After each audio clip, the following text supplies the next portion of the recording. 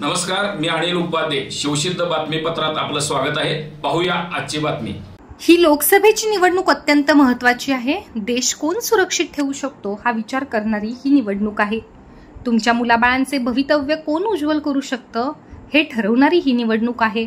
म्हणून भ्रष्टाचार मुक्त सशक्त भारत बनवणाऱ्या पंतप्रधान नरेंद्र मोदी यांना पुन्हा पंतप्रधान करण्यासाठी महायुतीचे उमेदवार धैर्यशील माने यांना प्रचंड मताने निवडून द्या असे आवाहन खासदार धनंजय महाडिक यांनी व्यक्त केले.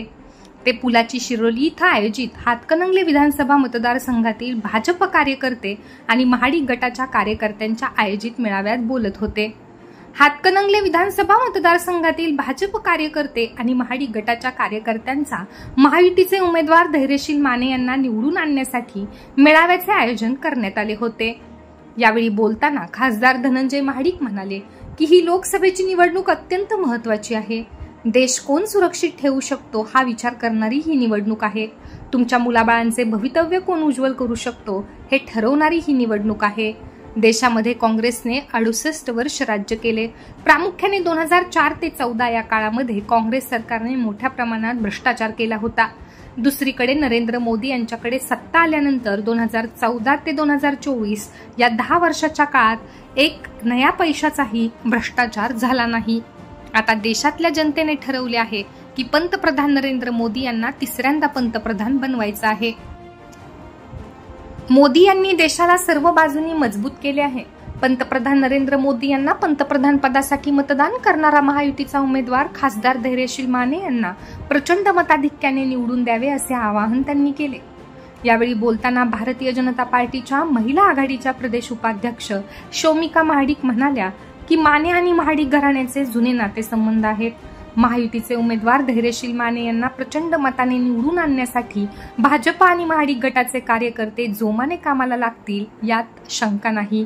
यावेळी महायुतीचे उमेदवार खासदार धैर्यशील माने, माजी आमदार अमल महाडिक, माजी जिल्हा परिषद सदस्य अशोकराव माने, भाजप अल्पसंख्याक मोर्चाचे जिल्हाध्यक्ष तय्यब कुरेशी, माजी जिल्हा परिषद सदस्य प्रसाद खोबरे, वडगावचे माजी नगराध्यक्ष मोहनलाल माळी, वडगाव बाजार समितीचे चेअरमन सुरेश पाटील, राजाराम साखर कारखाना संचालक शिवाजीराव पाटील यांनी मनोगत व्यक्त केले.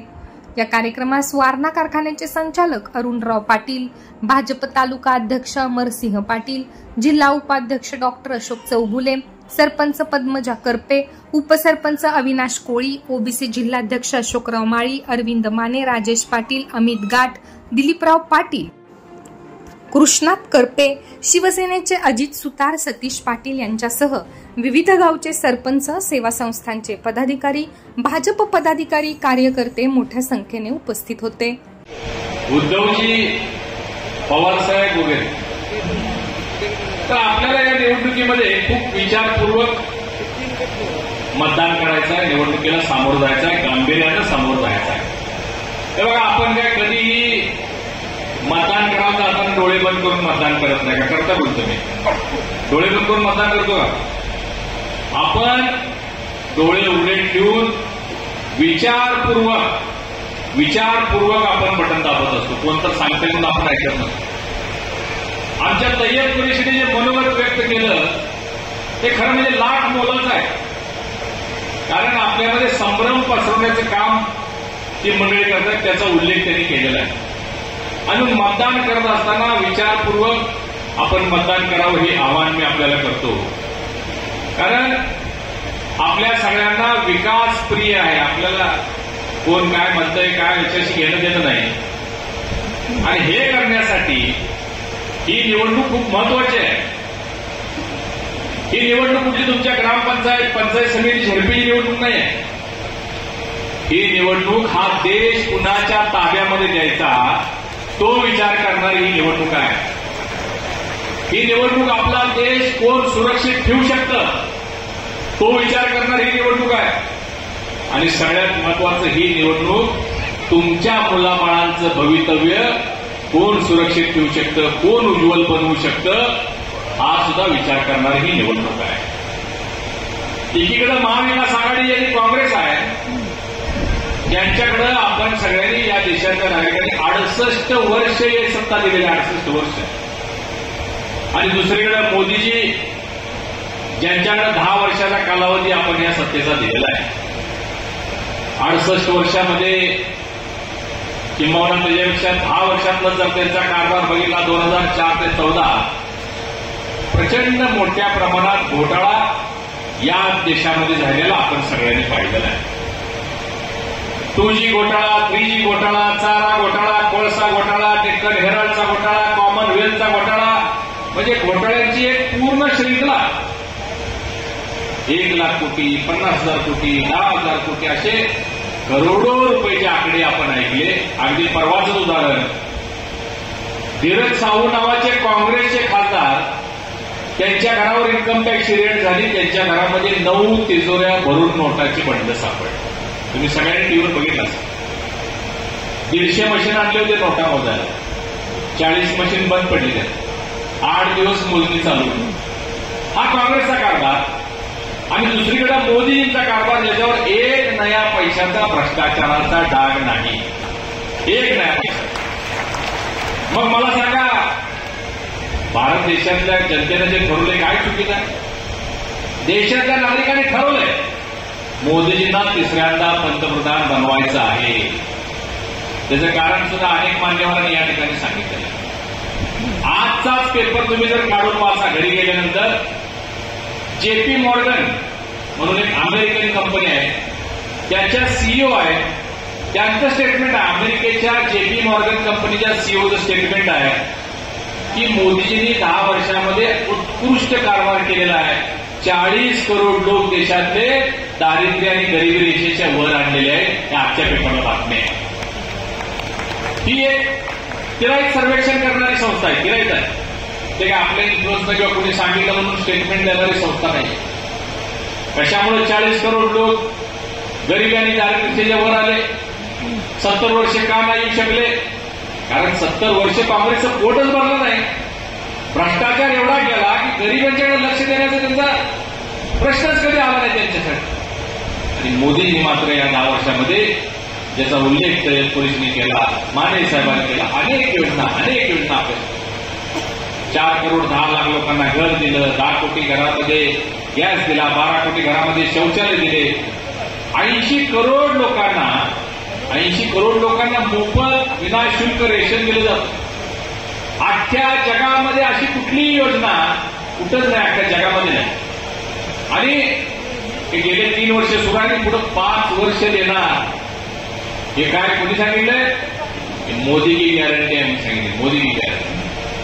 मला सांगा, आपण जर एखाद्याच्या घरी गेलो, एक वेळ जेवण आपल्याला तिने अन्न दिलं, आपण जेवल्यानंतर आपल्या भारतीय संस्कृती आहे ना, अन्नदाता सुखी भव, तोंडातून नाही म्हटलं तरी मनात हृदयात येते की नाही आपल्या. मग मला सांगा, एक वेळचं जेवण देणाऱ्यांना जर आपण आशीर्वाद देत असेल तर 8 वर्ष आपल्या भाकरीची व्यवस्था करणाऱ्यांना आपण काय दिलं पाहिजे? काय मागितलं त्यांनी? एक मत मागितलंय. तेही आपल्यासाठी आहे, आपल्यासाठी. बंधूंनो, या देशामध्ये अनेक घटना अशा आपण पाहिलेल्या आहेत ज्या कधी ऐकल्या, विचार केल्या नव्हत्या. आपल्याला दिवाळी फक्त दिवाळीलाच साजरी करायची माहिती आहे. दिवाळी आली की मात्र आपण 1 महिना आधी तयारी, घर साफसफाई करतो, दसऱ्याला सगळ्यांच्या आधी बेडशीट धुवायला काढतो, आकाश दिवा आणतो, फटाके उडवतो, पंक्ती लावतो. एवढीच आपल्याला दिवाळी माहिती आहे. परंतु मोदीजींनी या 10 वर्षामध्ये आपल्याला 5-25 वेळा दिवाळी करायला लावलेली आहे. उदाहरण तुम्हाला देतो. राम मंदिर झालं तेव्हा आपण सगळ्यांनी दिवाळी साजरी केली का नाही? फटाके वाजवले, रांगोळ्या काढल्या, आकाश दिवा लावला. चंद्रयान 2 आपलं पोचलं, आपण सगळ्यांनी दिवाळी साजरी केली. आदित्य L1 सूर्यकक्षेत पोहोचलं, आपण दिवाळी साजरी केली. 370 कलम हाटलं, आपण दिवाळी साजरी केली. 370 कलम सोपं नव्हतं बंधूंनी. वस्तुस्थिती आहे. काय म्हणत होते काश्मीरचे नेते? खून की नदिया बहेंगी, पत्थरों की बौछार होगी. काही नाही झालं. बिल आलं, अर्ध्या तासात पास.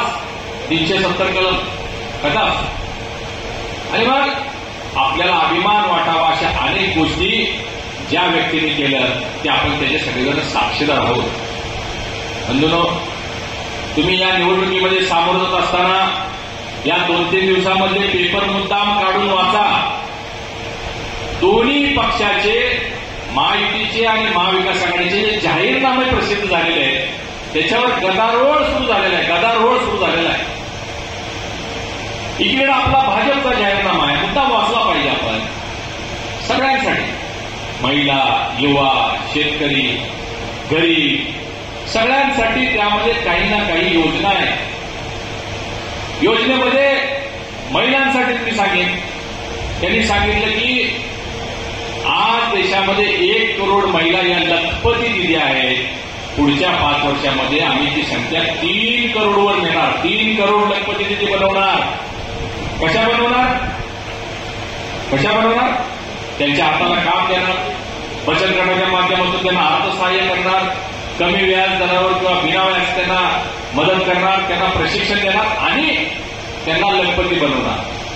दुसरीकडे राहुल गांधी काय म्हणतात, देशातल्या सगळ्या महिलांना मी वर्षाला 1 लाख रुपये देणार. देशातल्या सगळ्या महिला, प्रमुख महिला जर बघितल्या तर 25 करोड आहेत. 25 करोड महिलांना 1 लाख रुपये द्यायचे म्हणजे तर 2.5 लाख कोटी रुपये पाहिजे. आणि 5 वर्षाचे किती झाले? 12.5 लाख कोटी. कुठून आणणारे पैसे? टॅक्स पेअरचा पैसा घेणार का तुम्ही?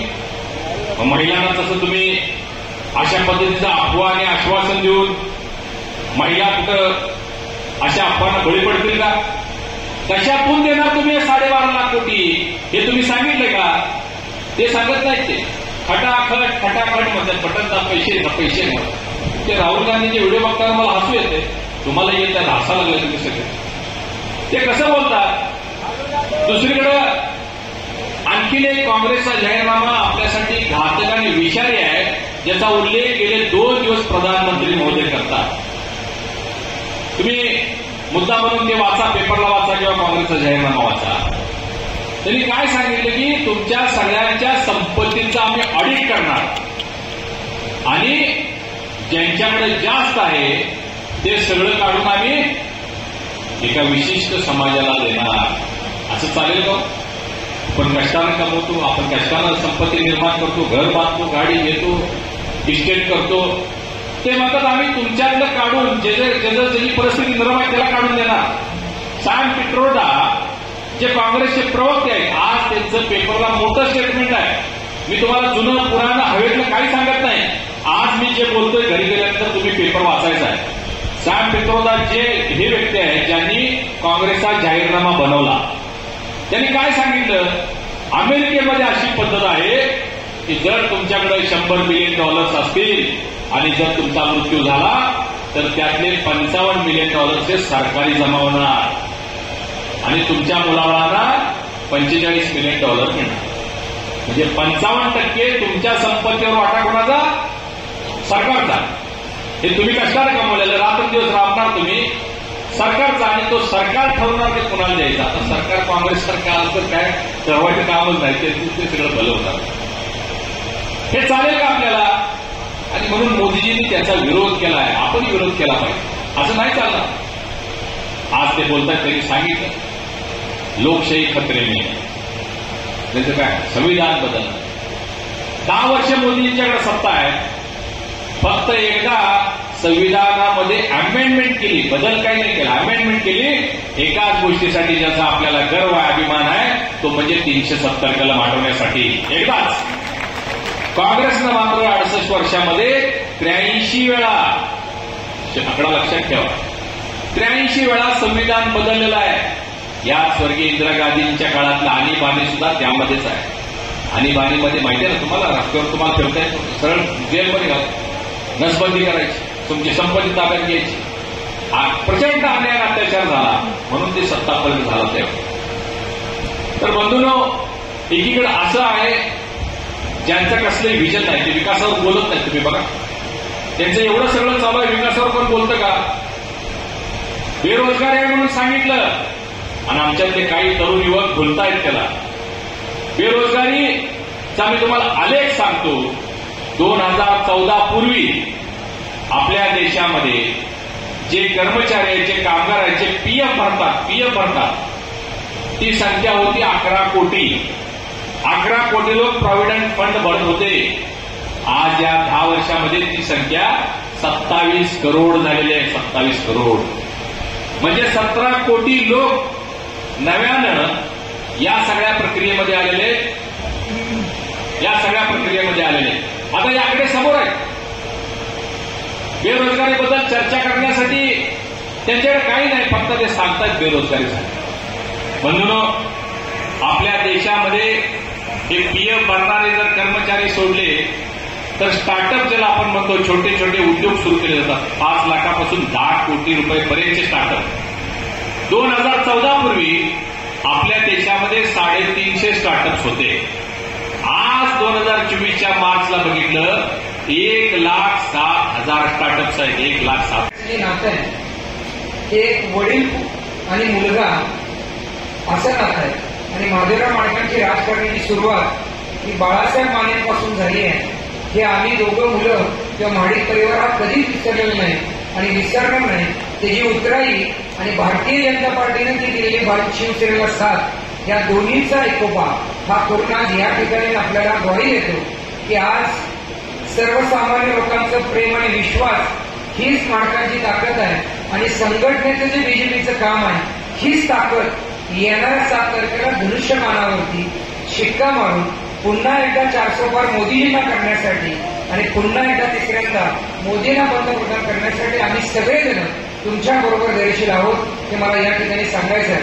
बरेच मान्यवर या ठिकाणी उपस्थित आहेत. या क्रेसस गावातील विविध सहकारी संस्थेतील सर्व मान्यवर व्यासपीठावर तुम्हाला प्रमुख बऱ्याच मंडळींना बोलू शकतो नाही, त्याबद्दल मी आपल्या सगळ्यांची दिलगिरी व्यक्त करतो.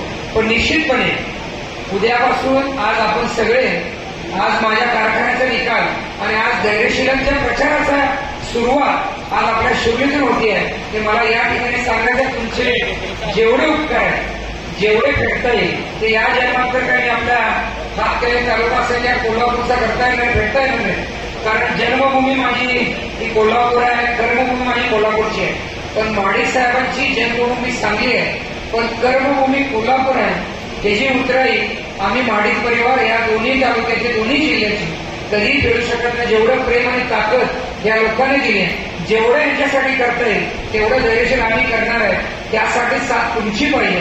कारण महाडिक साहेबांना बोलण्यासाठी माने साहेबांनी साथ दिली आणि येणाऱ्या काळामध्ये आपल्याला जे पुढे जायचं आहे ते आपल्याला मिळून जायचं आहे.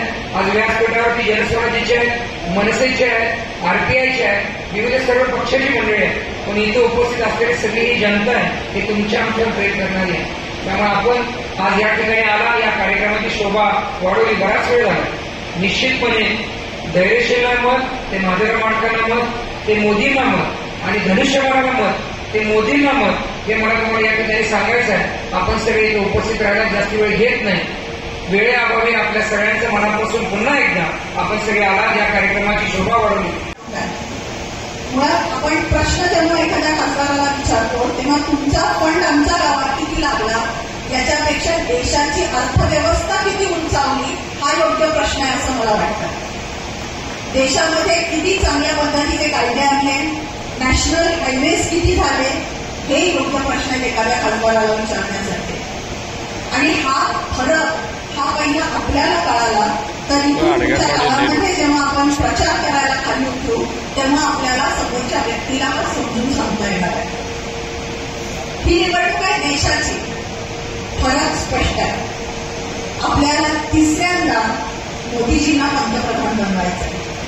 पंतप्रधान याच्यासाठी बनवायचंय कारण देशाच्या सर्वोच्च पदावरती विराजमान होण्याचा त्यांचा अधिकार आहे आणि त्यांनी 10 वर्ष कुठल्याही प्रकारची सुट्टी न घेता न थकता ते आपल्याला सिद्ध करून दाखवलेलं आहे. तो माणूस अहोरात्र आपल्यासाठी झटलेला आहे, आपल्यासाठी जागलेला आहे आणि आज त्या माणसाच्या ऋणातून उतराई होण्याचा दिवस आहे आणि त्यासाठी आपल्याला फक्त एक मत महायुतीच्या खासदाराला द्यायचं आहे. आज धैर्यशील मानेंना पडणारं प्रत्येक मत हे नरेंद्र मोदींच्यासाठी असणारं एवढं लक्षात ठेवा. आज विरोधात कोण आहे याचा विचार सुद्धा मी करत नाही. कारण का यावेळेस मला असं वाटतंय विरोधकांच्याकडे सांगण्यासाठी काहीच मुद्दे नाही आहेत. एक नवीन चेहरा म्हणून त्यांच्याकडे बघितलं जाऊ शकतं पण फक्त नवीन चेहरा असलं म्हणजे आश्वासित करतोच असं नाही. त्याच्यावरती चांगलं नेतृत्व असावं लागतं. आणि जर मगाशी कुरेशी साहेब बोलताना बोलले, तुम्ही कितपत लक्ष दिलं त्याच्याकडे मला माहिती नाही, पण जर मोदीच येणार असतील निवडून तर काँग्रेसला किंवा शिवसेनेला मत देऊन आपलं मत का वाया घालवा. त्याच्यामुळं केंद्रात सत्ता येणार आहे, मोदींचीच पंतप्रधान होणार आहेत मोदीच, त्यामुळं आपलं मत आपण वाया घालवायचं नाहीये. आपलं मत हे धैर्यशील मानेंनाच दिलं पाहिजे. मी कधी माणिक गटाचा मेळावा असेल तर नेहमी आप्पांना विचारून येते की आपल्या कार्यकर्त्यांचा मेळावा आहे आणि तुम्हाला काही निरोप द्यायचा आहे का आपल्या कार्यकर्त्यांना, मी काही सांगू का स्टेजवर. तसंच माझ्या कार्यकर्त्यांशी सुद्धा मी बोलत असते.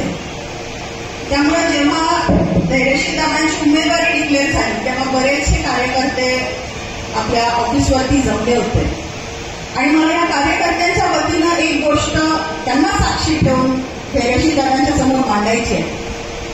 माझ्या लोकांनी 2019ला तुमचा मनापासून प्रचार केला.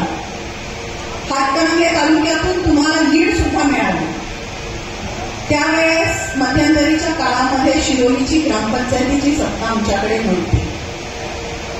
त्या काळामध्ये तुमच्याकडून निधी आला असेल, तुम्ही काही कामानिमित्त शिरोलीमध्ये आला असेल, पण माझ्या लोकांची खंत आहे की त्यावेळेस आम्हाला निरोप आली नाही किंवा आम्हाला विश्वासात घेऊन काही कामं झाली नाही. ही खंत सतत त्यांच्या मनामध्ये राहिली. खंत त्यांच्या मनामध्ये राहिली. त्यांची एवढीच इच्छा आहे की इथून पुढच्या काळामध्ये तुम्ही साध्या गावामध्ये आला, फंडाची जास्त अपेक्षा नाही, त्यांची फंडाची अपेक्षा आम्हाला पूर्ण करतायत. आणि आता मी त्यांना सांगितलेलं आहे की तुम्हाला नॅशनल हायवेला काही प्रॉब्लेम असेल तर तुम्ही खासदारांना पकडू शकता किंवा मोठी कामं खासदारांच्याकडनं करून घेऊ शकता, त्याची अपेक्षा आहे. फक्त तुम्ही किमान गावामध्ये आला तर आमच्या लोकांना विश्वासात घेऊन तुम्ही त्यांच्यासोबत कार्यक्रम करावेत, त्यांना भेटावं आणि त्यांची विचारपूस करावी, एवढीच आमच्या लोकांची अपेक्षा आहे. हे सगळ्या गोष्टी बाजूला ठेवून आज ही लोक एवढ्या मोठ्या संख्येने इथे उपस्थित राहण्याचं कारण होते म्हणजे मगाशी मी सांगता थांबले की आपल्याला जेव्हा मी विचारून आले की आपण तुम्हाला या कार्यकर्त्यांना निरोप द्यायचा आहे या सभेमध्ये, तेव्हा आप्पांनी मला सांगितलं, अमर सरपंच होते, त्यांनी मला सांगितलं की या सभेमध्ये एक गोष्टीचा उल्लेख करा की मी राजकारणामध्ये येण्यामागे कैलासवासी बाळासाहेब मानेंचा खूप मोठा हात आहे आणि हे मी कधीही विसरलेलो नाहीये आणि मी कधी विसरणार नाही. मला आमदार करण्यामागे त्यांचा सुद्धा खूप महत्वाचा वाटा होता आणि म्हणून त्यांच्या 2 इलेक्शनच्या वेळेस मी त्यांना प्रत्येक वेळेस मदत केलेली आहे आणि तेच विकसित तुमच्यापर्यंतची चालू ठेवलेले आहे. आणि म्हणून आज माणिक गटाचा प्रत्येक कार्यकर्ता, मी आणि अमरसाहेब सुद्धा, आम्ही सगळेजण फक्त त्या एका नावासाठी एकत्र येतो, महादेवराव माणिक. आणि त्या एका नावासाठी ही आज माणसं इथं राबतायत, स्वतःच्या घरच्या अडचणी बाजूला ठेवून येतात. प्रत्येक वेळेस प्रत्येक कार्यकर्त्याला अडचण असते, कधी घराची असते, कधी मुलांची असते, पण इलेक्शन म्हटली की तो कार्यकर्ता सगळ्या अडचणी बाजूला ठेवून बिन पाण्याचं, बिन जेवतात, स्वतःची पहिल्यांदा वेळोवेळी भाकर बांधून इलेक्शनला पळत असतो नेत्यासाठी. जसा छत्रपतींच्यासाठी मावळा महत्वाचा होता तसा प्रत्येक नेत्यासाठी त्याचा कार्यकर्ता महत्वाचा असतो. आणि म्हणून आज या कार्यकर्त्यांच्या वतीनं हे मला मुद्दे तुमच्यासमोर मांडायचे वाटले, कारण हे कार्यकर्ते आहेत म्हणून मला वाटतं या संपूर्ण सभेमध्ये धैर्यशील दादांनी इतका शब्द द्यावा की तुम्ही सदैव या सगळ्या लोकांच्या पाठीशी राहाल. या सगळ्यांच्या ज्या काही इच्छा आहेत, ज्या काही त्यांनी भविष्याची स्वप्न बघितलेली आहेत ते पूर्ण करण्यामध्ये तुम्ही त्यांचा हातभार लावाल. नरेंद्र मोदी प्रत्येकाच्या मनामध्ये आहेत आणि ते मतातून व्यक्त करणारच आहेत. फक्त त्यांना साथ हवी आहे की तुमच्या शब्दांची. आम्ही काही कमी पडून देणार नाही हे त्यांना माहिती आहे, कारण मध्यंतरीची जी इलेक्शन आमची ग्रामपंचायतीची 400 मतांनी गेलेली ती 4000 मतांनी निवडून आणण्याचं काम सुद्धा याच लोकांनी केलेलं आहे. त्यानंतर झाली मार्केट कमिटीची इलेक्शन, ती सुद्धा 19-0 आणण्याचं काम हे या सगळ्या लोकांनी केलेलं आहे. आणि आजचा दिवस विसरता येणार नाही, कारण आज पासून म्हणजे मागचं मला वाटते आज बरोबर पूर्ण 1 वर्ष झालं. 25 एप्रिल आज राजाराम सहकारी साखर कारखान्याचा निकाल लागला होता 21-0चा आणि याच शिलेदारांच्या खांद्यावरती सगळी जबाबदारी होती. यांच्यामुळेच आम्ही 1 वर्षापूर्वी 25 एप्रिलला राजाराम कारखान्याचा गुलाल उधळला होता. त्याच्यामुळे यांच्या साक्षीनं मी आज तुम्हाला शब्द देते, आश्वासित करते की तुमची येणारी निवडणूक सुद्धा हे त्याच पद्धतीनं, त्याच आत्मीयतेनं, त्याच प्रामाणिकपणानं घडतील. कारण हा माझ्या मतदारसंघाचा, हा माझ्या तालुक्याचा गुणधर्म आहे प्रामाणिकता. आणि तो प्रामाणिकता यांच्याकडे भरभरून आहे. त्या प्रामाणिकतेने ते इलेक्शन लढतील असं मी या व्यासपीठावरून तुम्हाला आश्वासित करते. माझ्यानंतर दैरेशी दादा बोलणार आहेत. जेवणाची वेळ झालेली आहे. सगळ्यांची देशाची दिशा ठरवणारा म्हणजे स्टिअरिंग बॉडी ज्याला आपण म्हणू.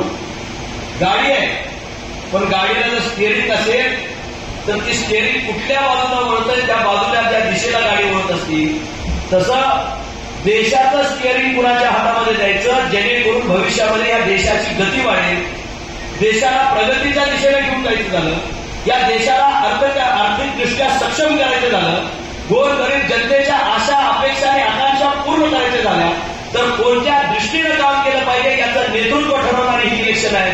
आणि मला मुद्दामून सांगितलं पाहिजे की उद्याच्या काळामध्ये मागच्या 10 वर्षामध्ये केलेलं नरेंद्रजी मोदी साहेबांनी काम, एका बाजूला 70 वर्षाचा इतिहास आणि एका बाजूला नरेंद्र दामोदर दास मोदींनी केलेलं काम हे साक्ष देत आहे येणाऱ्या भविष्याची, ज्यातलं प्रगल्भ भारताचं, प्रगतिशील भारताचं आणि विकसित भारताचं स्वप्न एका तरुण माणसाच्या निमित्तानं या ठिकाणी पुढे आलं. तर त्या तरुणाची अपेक्षा जर कोण पूर्ण करत असेल तर ते भारताचे पंतप्रधान नरेंद्रजी मोदी करतात हे आपल्याला अभिमानानं सांगितलं पाहिजे.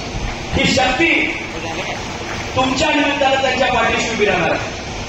राष्ट्राच्या प्रवाहामध्ये ह्या यज्ञामध्ये आपण या ठिकाणी स्वतःची एक आहुती देतो, पण ह्या यज्ञाचा धूर लांबलांपर्यंत साता समुद्रापार जातो. जग आपल्याकडे पाहतं.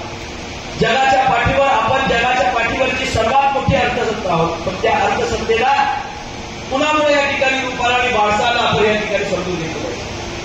आज आम्ही आणि तुम्ही त्या विचाराच्या व्यासपीठावर या ठिकाणी उपस्थित आहे.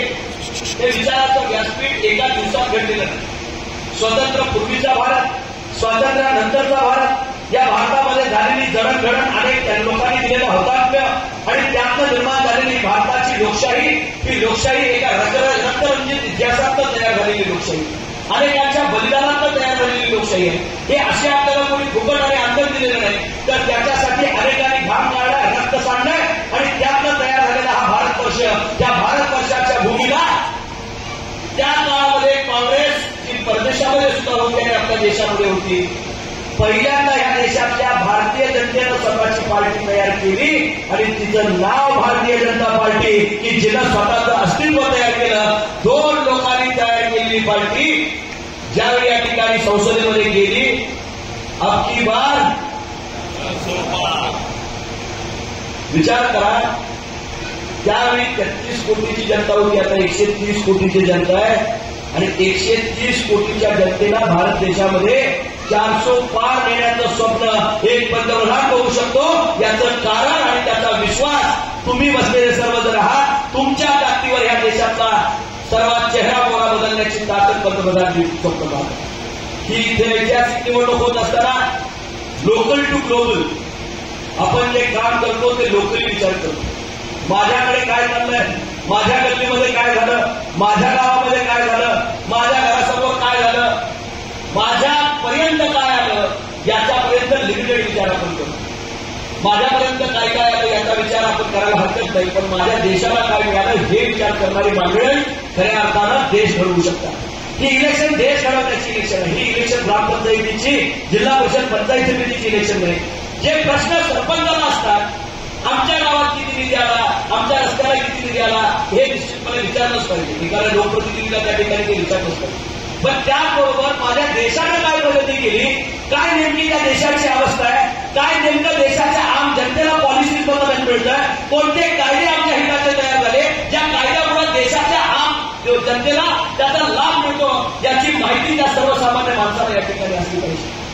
या 130 कोटी जनतेच्या प्रधानमंत्रीपदी असणं सोपं नाही. एवढ्या सगळ्यांची स्वप्न, एवढ्या सगळ्यांच्या अपेक्षा, सगळ्यांच्या असणाऱ्या आकांक्षा पूर्ण करणं इतकं सोपं नाही. त्या माणसाला झोप सुद्धा येत नसेल. पण एखाद्या संन्यासांना व्रत हातामध्ये घेतलं ना, तर त्याचा कोणता धर्म आहे, जो धर्म पाळतो तो अत्यंत महत्वाचा आहे. नरेंद्र मोदी एक धर्म पाळत नाही, या राष्ट्राला राष्ट्रधर्म म्हणून या ठिकाणी पाहतात आणि राष्ट्र प्रथम म्हणून पाहतात. म्हणून देशातल्या तमाम जनतेचा विचार करत त्या ठिकाणी या देशाची रचना हे जगाच्या पाठीवरची सर्वात मोठी अर्थसत्ता करण्याचं त्यांचं स्वप्न आहे. कोविडच्या काळामध्ये अनेक देश देशोधडीला लागले. काय श्रीलंकेची अवस्था झाली आपण पाहतो, पाकिस्तानची अवस्था काय झाली या ठिकाणी पाहतो, पलीकडे असणाऱ्या बांगलादेशची अवस्था काय झाली आपण पाहतात. तेवढंच नव्हे तर अमेरिकेसारख्या देशामध्ये काय अर्थव्यवस्थेच्या चिघळ्या होते हेही आपण या ठिकाणी पाहता. पण याही काळानंतर नरेंद्र मोदी एकमेव असा नेता आहे की ज्यानं भारताची अर्थसत्ता ही जगाच्या पाठीवर 5व्या नंबरची अर्थसत्ता केली. ही ताकद असणारा आपला नेता आणि आपला पंतप्रधान. ही ताकद सोपी नाही, ही दृष्टी सोपी नाही, हे कष्ट सोपे नाही. एक टीम वर्क आहे. त्या टीम वर्क मध्ये असणारी सगळी मंडळी त्या विचाराला ध्येय वेळेपणाने या ठिकाणी काम करतात आणि या भारत मातेला आपली आई समजून काम करतात. त्यावेळी हे ध्येय या ठिकाणी गाठते. 545 खासदार या ठिकाणी देशामध्ये आहेत. त्यामधला धैर्यशील माझे खासदार आहे. पण 130 कोटी जनतेचं भविष्य ठरवणारी ती संसद आहे, दिशा देणारी ती संसद आहे. उद्या धैर्यशील माझे काम करणार आहे ते एका गावापुरतं नाही, जिल्ह्यापुरतं नाही, राज्यापुरतं नाही, तर देशाला काय नेमकं अपेक्षित आहे, या तरुणाईला काय दिलं पाहिजे, त्या देशाला या ठिकाणी एखादं बजेट तयार होत असताना महाराष्ट्राला त्याचा काय फायदा झाला पाहिजे आणि पर्यायानं माझ्या मतदारसंघामध्ये त्याची व्यवस्था कशी लागेल याचा दृष्टिकोन ठेवून आपल्याला तिथं काम करावं लागतं. तुमच्यापैकी समोर बसलेल्यांना किती लोकांना वाटतं उद्या मोदीजींचं शासन येणार आहे? 100% लोकांना माझ्या सर मला तर वाटायलाच पाहिजे. मला सांगा, तिथं असणाऱ्या 100% लोकांना तर वाटत असेल की उद्या मोदीच पंतप्रधान होणार आहेत, तर उलट्या बाजूचा खासदार घेऊन मतदारसंघाचा फायदा होणार आहे का? साधा प्रश्न. माझ्या आई कायमपणे या ठिकाणी आम्हाला सांगतात, लग्न कुणाचंही असू दे, वाढपी आपला असला पाहिजे. कारण पडी त्याच्या हातामध्ये असती.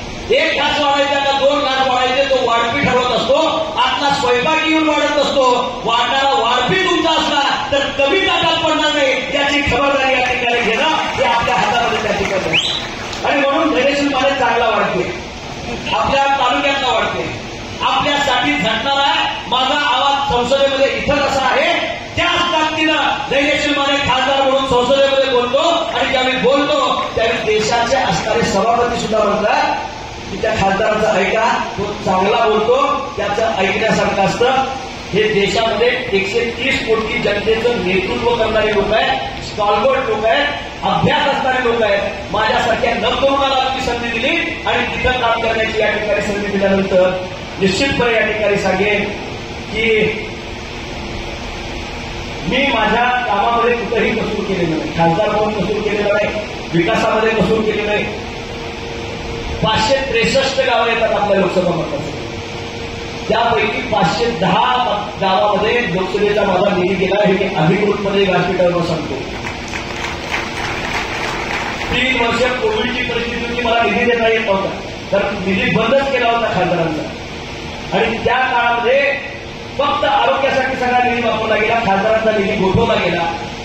पण नंतरच्या 2 वर्षामध्ये आलेला निधी आहे ना, 2 वर्षामध्ये 8,200 कोटी रुपये हा आपल्याला 2 वर्षामध्ये आलेला निधी आहे. त्यामध्ये इथंच गडकरी साहेबांची सभा झाली होती. किती लोक होती गडकरी साहेबांच्या सभेला बनवली याचे होते बरेच जण. गडकरी साहेबांच्या सभेमध्ये मी शिरोलीपासून सांगलीपर्यंत रस्ता व्हावा म्हणून मागणी केली होती की नाही साहेब? मला अभिमानानं सांगावं असं वाटतं, नितीनजी गडकरी साहेबांनी 3च महिन्यामध्ये त्या रस्त्याला मंजुरी दिली आणि 800 कोटी रुपयाचं बजेट सांगली कोल्हापूरच्या या मृत्यूचा सापळा म्हणून त्या रस्त्याला ओळखलं जायचं. त्या धैर्यशील मानेच्या मागणीवरून मिळालेले 800 कोटी रुपये आपल्या रस्त्याला त्या ठिकाणी दिले. हे कुणी दिले? मोदी सरकार. आंब्यापासून चोकातला आहे, चोकात जवळची कोण लोक आहेत हे पट्ट्यात हेरल्यावर आपला रस्ता हा वगैरे रस्ता हो अचानक झालेला नाही. धैर्यशील माने खासदार झाल्यानंतर त्याला बजेट लागलंय आणि आंब्यापासून चोकापर्यंतच्या येणाऱ्या रस्त्याला 4,200 कोटी रुपयांचं बजेट लागलंय. किती? 4,200 कोटी रुपये. हे आपोआप हवेचे पैसे येतात. त्यांनी कोणतरी कष्ट घेतं. सांगलीपासून पेठ नाक्यापर्यंत, पेठला सम्राट बाबांचं वगैरे तिथून सांगलीपासून पेठ नाक्याचं काम सुरू झालेलं आहे. मी नुसतं बजेट मंजूर झालेलं म्हणत नाही, काम सुरू झालंय आणि तिथं नॅशनल हायवेचं काम चालू आहे. 800 कोटी रुपये त्या रस्त्याला लागले. खासदाराचं काम काय? नॅशनल हायवे जाणं. खासदाराचं काम काय? रेल्वे आपल्या मतदारसंघामध्ये आणणं. नवीन महालक्ष्मीची ट्रेन या ठिकाणी आपल्या इथं सुरू झाली, आपण पाहिली असेल की मला माहित नाही. पण भविष्य काळामध्ये नुसती एक ट्रेन नाही, वंदे भारत नावाची जे ट्रेन भारतामध्ये धावते ती भविष्य काळामध्ये 2 महिन्यामध्ये कोल्हापूरपासून मुंबईला धावतेली आपल्याला दिसेल. याची जबाबदारी मी खासदार म्हणून घेतोय, कारण मी स्वतः रेल्वे कमिटीचा सदस्य आहे. काम करत असताना दृष्टिक्षेपात काय ठेवलं पाहिजे? नॅशनल हायवे झाले तर त्याचा फायदा आम्हाला काय? बाहेरच्या गाड्या इथं धावणार, मोठ्या गाड्या धावणार, काय आम्हाला त्याचा फायदा? जिथं नॅशनल हायवे होतो तिथं शिरोली MIDC आहे तुमच्या इथे, पलीकडे असणारी पंचतारीख MIDC 5 स्टार MIDC आहे, त्याच्याबरोबर असणारी गोकुळ शिरगाव MIDC आहे. त्या तिन्ही MIDC कुठे आहेत? NH4 म्हणजे आत्ताच्या असणाऱ्या पुणे बेंगलोर नॅशनल हायवेला लागून आहेत. तर तिथे इंडस्ट्रीज येतात, तिथं डेव्हलपमेंट येते. मी जे नवीन हायवे तयार केले त्या सगळ्या नॅशनल हायवेला लागून आपण 5 नवीन MIDC कोल्हापूरमध्ये या ठिकाणी मंजूर करून आणले आणि त्या एका लोकसभा मतदारसंघामध्ये.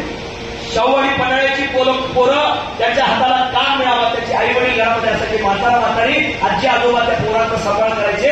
त्या पोरांच्या साठी काहीतरी काम करा दादा, आम्हाला काहीतरी इतर रोजगार द्या म्हणायचे. मी आपल्याला आवडू शकतो 650 एकरामध्ये त्या ठिकाणी MIDC आपण त्या ठिकाणी उभा करतोय.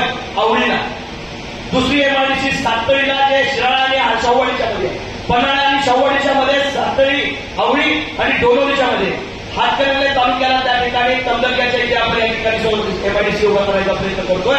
ट्रायपोर्ट गॅस व्यासपीठावर नवीन साहेबांच्या सन्मान्य गडकरी साहेबांना मारलं होतं, तिथं या ठिकाणी प्रयत्न करतोय. आणि आकिवाटला एक MIDC मंजूर करून घेतले आणि आष्ट्याला एक MIDC मंजूर करून घेतले. मनसेचे आदरणीय भाऊ या ठिकाणी उपस्थित आहेत. मी मनापासून भाऊंचं सुद्धा या ठिकाणी मनसे स्वागत करतो. ज्या MIDC झाल्या रोजगार पण मिळेल, पण त्याचबरोबर डेव्हलपमेंटल प्लॅन माझा या वर्षाचा 5 वर्षाचा तयार नाही. पुढच्या 25 वर्षामध्ये या मतदारसंघामध्ये काय केलं पाहिजे, कुठल्या कुठल्या गोष्टी या ठिकाणी अकोमोडेट झाल्या पाहिजे, मतदारसंघाला सर्वांगीण विकासाला कसं नटवलं पाहिजे. एका सेगमेंटचा विकास झाला म्हणजे मतदारसंघाचा विकास झाला नाही. अनेक सेगमेंट्स आहेत. बेरोजगार मुलांचे प्रश्न वेगळे आहेत, शेतमजुरी करणाऱ्यांचे प्रश्न वेगळे आहेत, शेतकऱ्यांचे प्रश्न वेगळे आहेत, उद्योजकांचे प्रश्न वेगळे आहेत, गावात कष्ट करणाऱ्यांचे वेगळे आहेत, माता भगिनीचे वेगळे आहेत, वडीलधाऱ्यांचे वेगळे आहेत. या सगळ्यांना ऍड्रेस त्या ठिकाणी करता आलं पाहिजे आणि त्याच्यासाठी होलिस्टिक व्ह्यू असणारा सर्वांगीण विकासाचा संकल्प कष्टपैलू खासदार आपल्याला अपेक्षित असतो. एका विषयामध्ये पास झालं तर 10वी पास होता येते का? प्रत्येक विषयामध्ये निदान 35% पडावे लागतील. खासदाराला सुद्धा एक विषय घेऊन खासदार होता येत नाही. त्याला प्रत्येक विषयाचं ज्ञान पाहिजे, त्याच्यावर बोलण्याची हिंमत आणि धमक पाहिजे. तिथं बोलत असताना त्या पार्लमेंटला ते पटवून देण्याची ताकद पाहिजे आणि त्यातनं कायद्यामध्ये त्याचं रूपांतर करण्याची हिंमत पाहिजे. तरच त्या ठिकाणी तो खासदार म्हणू शकतो. मी नरेंद्र मोदी साहेबांचे हात बळकट करायला जरूर जातोय, पण त्याबरोबर एकनाथ शिंदे असतील, देवेंद्रजी फडणवीस साहेब असतील आणि अजितदादा पवार साहेब असतील, ही जर मंडळी राज्यामध्ये नसती तर धैर्यशील माने ही कामच करू शकणार नाही. ही 2 वर्षाची कामं तरीची आहे. महायुतीचं शासन आल्यापासूनची कामं आहेत, त्याच्या मागची कामं नाही. वाढपी कोण आहे? धैर्यशील माने. पण स्वयंपाक ही आहे, जिथं त्यांनी स्वयंपाक केला वाढपी दिसताना दिसतो. कुणी आता धैर्यशील माने काढलं, पण धैर्यशील माने एकटा आणू शकत नाही. मी त्यांच्या विचाराचा वाढपी आहे म्हणून खऱ्या अर्थानं माझ्याकडे एक एक्स्ट्रा पडी देण्याचं काम हे मंडळ करत आहे आणि म्हणून जास्तीचा निधी आजपर्यंतच्या इतिहासात हातकणंगले लोकसभा मतदारसंघामध्ये कधीही आला नव्हता. मी जबाबदारीनं सांगतो आणि खात्रीपूर्वक सांगतो, आतापर्यंतच्या इतिहासातला सर्वात जास्त निधी हा खासदार धैर्यशील मानेनं गेल्या 2 वर्षामध्ये आणला. आपलं मत विकासावर मी मागतोय, हात बळकट करून मागतो. असा झाला असतो मतदारसंघामध्ये काय खासदार आमच्याकडे रोज येईल असं तर मला समजा. मी रोज तुमच्या गावाकडे येतोय, तुम्हाला भेटतोय, वर्षभर भेटतोय, तुमचा चहा पितोय, तुमचा कांदे पोहे खातोय, कधीतरी मटणाचं जेवण सुद्धा तुम्ही केलं तर तुमच्याकडेच जेवण येतोय. पण 5 वर्षामध्ये जर तुमच्या गावामध्ये एकही काम झालं नाही तर तुम्ही काय म्हणता? 5 वर्ष नुसतं येतंय जातंय खातंय आमचंच खातंय, आमच्या गावाला 1 रुपयाचं काम दिलं नाही. कदाचित खासदार तुम्हाला कमी दिसला असेल, पण खासदाराचं काम प्रत्येक मतदारसंघाच्या गावागावामध्ये दिसेल. तुम्हाला खासदार होण्याचं असेल तर त्या कामामध्ये मला धैर्यशील माने तुम्हाला नक्की दिसेल. एवढंच या कार्यक्रमाच्या निमित्तानं सांगतो. जी कामं केली ती ह्या नेत्यांच्या मदतीनं, महायुतीच्या मदतीनं केली. आज शोभिकाताई बोलल्या, बोलत असताना पाटील साहेब आमचे बोलले, अजून अमल साहेब बोलायचे. नाही बोलणारी कोर्ट आमचे, तुम्ही काम करणार माणूस की इस्लामच्या शर्यतीमध्ये दखलंदाजी केली, इस्लाममध्ये कुरघोडी करण्याचा प्रयत्न केला. पण हे कधी सांगणार नाही की जी मुस्लिम महिला त्या भीतीच्या छायेखालीमध्ये जगत होती ती आज धाडसाला जगत आहे, राहत आहे, ही कधी सांगणार नाही. कारण इस्लाममध्ये सुद्धा एका वेळेला 3 तलाक देणे हा मुहम्मद पैगंबरांच्या विरोधातलं काम होतं. तिने कधीही सांगितलं नव्हतं की एका टाइमला 3 तलाक द्या, किंवा कुराण शरीफमध्ये कुठेही म्हटलं नाही की एका वेळेला 3 तलाक द्या. ज्या पद्धतीनं कोर्टामध्ये आपली पद्धत आहे, 1-2 महिन्याचा पिरियड असतो एक तलाक द्यायचा, त्या पद्धतीने तलाक द्यायचं होतं. पण काय होतं की तलाठी बिदत म्हणतात त्याला एका टाइमला तलाक देणं, आणि तलाठी सुन्नत म्हणजे पैगंबरांचा तरीका की 2-2 1-1 महिन्यानं आपण एक साक्षीदारांच्या समोर आपण 1-1 तलाक द्यायचा आहे. म्हणजे त्यांच्यामध्ये जर समझोता झाला तर ती त्यांचा विवाह कायम राहावा, त्यांचं संबंध कायम राहावं. पण तसं नव्हतं. आज जसं अंधश्रद्धा असते त्या पद्धतीने एका टायमाला 3 तलाक दिलं जायचं. त्यामुळे महिलांच्या म्हणजे अल्पसंख्याक महिलांमध्ये हे भीतीचं वातावरण होतं. ती वातावरण संपलं. आज माडीसाहेब मी सांगतो तुम्हाला, गेल्या 17 तारखेपासून मी शिरोळ तालुक्यापासून ते शिरोळ मतदारसंघ, इच्छानगर विधानसभा मतदारसंघ, हातकणंगले विधानसभा मतदारसंघामध्ये 85 मिटिंगा मुस्लिम समाजाच्या मातंबर नेते मंडळींच्या घरामध्ये घेतल्या. त्या कारण याचं असं होतं की ही काँग्रेसची फिलावट काय उठवलं माहिती आहे का, की सर्व मुस्लिम समाजाचा पाठिंबा हे मशाल आहे. आज कुठली मशाल, यांचं कर्तृत्व काय आहे, ह्या पक्षाच्या उमेदवाराच्या मतदारसंघामध्ये काय परिस्थिती आहे, तर तोंड उघडलं तर रस्त्यावर फिरणं अवघड बसले यांना. तिथल्या एका गावामध्ये त्यांनी काय परिस्थिती केली आहे अल्पसंख्याक समाजावर, त्यांना बोललं तर त्यांना फिरणं मुश्किल असतात. काय मुस्लिम समाजाला त्यांच्याबद्दल काय पण काम नाही. काय तिथं जे म्हणतो मोदी, काय तिथं जोडतो म्हणतो मोदी. मी अनेकांना विचारलं तुमचं मत कुणाला, मोदी. मला एकच सर्व कोण काय वाकडं बोलत तर एकच विचारावा, केंद्रामध्ये कोण येणार आहे. बारक्या शेंबड्या पोरग्या जर केलं तर ते म्हणते मोदी येणार. सामान्य होते कोणाला विचारलं की म्हणते मोदी येणार.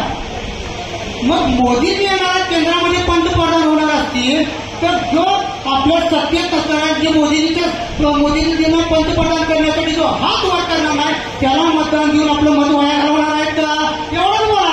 बस आहे. अहो पिढ्या गेल्या लोकांच्या. एकच स्वप्न, प्रभू श्री रामचंद्रांचं दर्शन मिळालं कधी. पण हे फक्त नरेंद्रभाई मोदीजींच्या नेतृत्वाखाली घडलं. पण ह्या काँग्रेसच्या लोकांनी 70 वर्ष या प्रभू रामचंद्रांच्या पावरी मशिदीच्या नावाखाली मुस्लिम समाज असेल, हिंदू समाज असेल, त्यांच्यामध्ये कायम वाद निर्माण करण्याचा प्रयत्न केला. त्यांना कधी नव्हतं हे कुठलं काय विकास करायचा नाही. आज जाऊ तिथं, आज रेशनचं धान्य बघा, रेशनचं धान्य बघ घ्यायला गेला, कुठलीही योजना असू दे, रेशन असू दे, उज्ज्वला गॅस असू दे, पंतप्रधान आवास योजना असू दे, पंतप्रधान आवास योजनेचा जर डाटा जर काढला तर 31.5% लाभ हा फक्त मुस्लिम समाजाने घेतलेला आहे. की हा 2014 पर्यंत जो देश स्वतंत्र झाला तेव्हा मुस्लिम समाज 40% वर होता. पण 2014 पर्यंत हा मुस्लिम समाजाची गव्हर्नमेंटच्या मुलामध्ये मुस्लिमांची संख्या 1.2 झाली. कोण होतं सत्तेमध्ये, ही काँग्रेसवाली पिळावली होती. कायम भाजप शिवसेनेच्या विरोधात बोलायचं, हिंदुत्वाबद्दल विरोधात बोलायचं, भीती निर्माण करायची, मताचा वापर करायचं. ह्यांच्या कार्यकाळामध्ये सत्य कमिटीचा रिपोर्ट आला होता. ह्यांचं कधी मुस्लिमांचा प्रबोधन केलं नाही, यांना शिक्षणाचा कधी लाभ मिळवून दिला नाही. आमच्या शिवसिद्ध न्यूज चॅनलला जर तुम्ही अजूनही सबस्क्राईब केले नसेल तर सबस्क्राईब जरूर करा, लाईक करा, शेअर करा आणि कमेंट देखील करा. बेल आयकॉनवर प्रेस करा आणि नोटिफिकेशन्स मिळवा.